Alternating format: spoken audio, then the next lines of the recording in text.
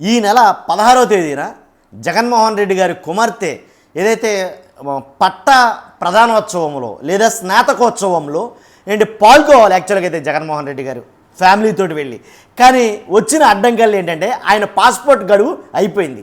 నా పాస్పోర్ట్ గడువును పెంచి ఇంకొక 5 సంవత్సరాలకు పెంచి నేను ఇతర దేశాలు వెళ్ళడానికి నాకు అవకాశం ఇప్పించాలని ఆయన కోరడం జరిగింది. కాబట్టి ఆయన అడిగిన దానికి ప్రజాప్రతినిధుల కోర్టు యాక్సెప్ట్ చేయలే, కుదరదు అలాగా ఏంటి, కాబట్టి మీరు ఇతర దేశాలు వెళ్ళడానికి కుదరదు అని అంటే ఆయన కోర్టుకు వెళ్ళడం జరిగింది.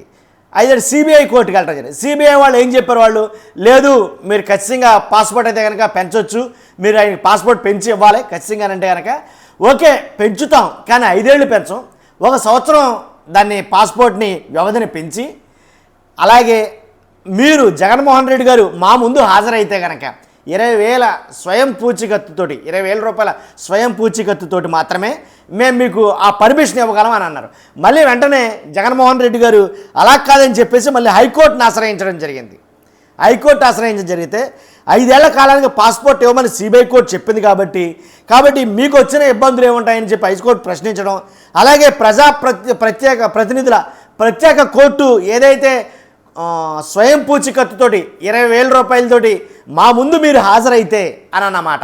ఈ మాటని చాలా పత్రికలు కానీ చాలా ఛానల్స్ కానీ బీభత్సంగా హైలైట్ చేసినాయి. ఎలా అంటే కోర్టులో జగన్మోహన్ రెడ్డి గారికి దెబ్బ, ప్రజాప్రతినిధుల కోర్టులో జగన్మోహన్ రెడ్డి గారికి ఎదురు దెబ్బ.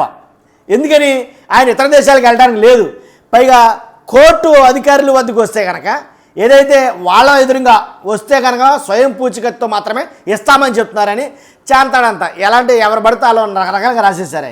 ఇప్పుడు తేడా చూస్తే కనుక కట్ చేస్తే జరిగింది ఏంటంటే హైకోర్టుకి జగన్మోహన్ రెడ్డి గారు తమ వాదన వినిపించుకున్నారు. ఏంటంటే ఇలాగ నేను వెళ్ళాలి, నా కూతురు డిగ్రీ ప్రధానోత్సవంలో, కానీ నేను దాంట్లో పాలు పంచుకోవాలి, నా పట్టా ఏదైతే నా పాస్పోర్ట్ ఉందో దాన్ని 5 సంవత్సరాలకు రెట్టింపు చేయండి, అంతేకాదు ఇలాగా ప్రజాప్రతినిధుల కోర్టు ఇలా ప్రత్యేకంగా స్వయంగా నన్ను హాజరు కావాలని చెప్పేసి అంటుంది. ఇవన్నీ విన్నవించుకుంటే వెంటనే హైకోర్టు ఏం చేసిందంటే ఏదైతే ప్రజాప్రతినిధుల ప్రత్యేక కోర్టు ఆదేశాలు ఏవైతే ఉన్నాయో వాటిని వెంటనే రద్దు చేయండి అని చెప్పి ఆదేశాలు ఇవ్వడం జరిగింది. రద్దు చేసి 1 ఏడాదికి కాదు 5 సంవత్సరాలు ఖచ్చితంగా పాస్పోర్ట్ను పునరుద్ధరించండి, అంతేకాదు ఆయన విదేశాలు వెళ్ళడానికి మార్గం సుగమం చేయండి అని చెప్పేసి హైకోర్టు ఆదేశాలు జారీ చేయడం జరిగింది. నిజంగా ఇది జగన్మోహన్ రెడ్డి గారికి ఒక శుభ పరిణామం అనే చెప్పాలి. ఈ విషయంలో మాత్రం జగన్మోహన్ రెడ్డి గారు గెలిచాడు అని అయితే చెప్పొచ్చు. ఆయన గెలవడం కాదు, చాలామంది ఆయన కార్యకర్తల అభిమానులు చాలా ఉత్కంఠతో అయితే ఉన్నారు. అసలు జగన్మోహన్ రెడ్డి గారు పాస్పోర్ట్ యాక్సెప్ట్ అవుతుందా అవదా, పాస్పోర్ట్ వస్తుందా రాదా, వస్తే ఆయన విదేశాలకు వెళ్ళడానికి అవకాశం దొరుకుతుందా దొరకదా అని చాలా ఆలోచనలు అయితే ఉన్నారు. మొత్తానికి ఎలాగైతేనండి అల్టిమేట్గా హైకోర్టు ఇచ్చిన ఉత్తర్వుల మేరకు జగన్మోహన్ రెడ్డి గారికి 5 ఏళ్ళు మళ్ళీ పాస్పోర్ట్ను పొడిగించడం జరిగింది, అలాగే ఇతర దేశాలు వెళ్ళడానికి కూడా అవకాశం జరిగింది. కాబట్టి ఈ విషయంలో తీర్పులు ఇచ్చిన శ్రీనివాసరెడ్డి గారి గురించి కాబట్టి ఈ ప్రత్యేక తీర్పునైతే ఇవ్వడం జరిగింది. కాబట్టి చూస్తున్న మీరందరూ కూడా మీ అభిప్రాయం ఏంటి కామెంట్ రూపంలో తెలియజేయండి. అంటే వాస్తవాలకు అతీతంగా కొన్ని అయితే రాస్తున్నాయి వక్రీకరించి, కాబట్టి వాటిపైన కూడా మీ అభిప్రాయం తెలియజేయడం మర్చిపోద్దు. కొత్తగా మన ఛానల్ చూస్తే పక్కాగా సబ్స్క్రైబ్ చేయండి. చూస్తున్న మీరు అందరూ కూడా ఫస్ట్ లైక్ చేయండి, లైక్ చేస్తే నాకు మోటివేషన్గా ఉంటుంది, ఎక్కువ మందికి ఇన్ఫర్మేషన్ షేర్ అవుతుంది. Thank you very much.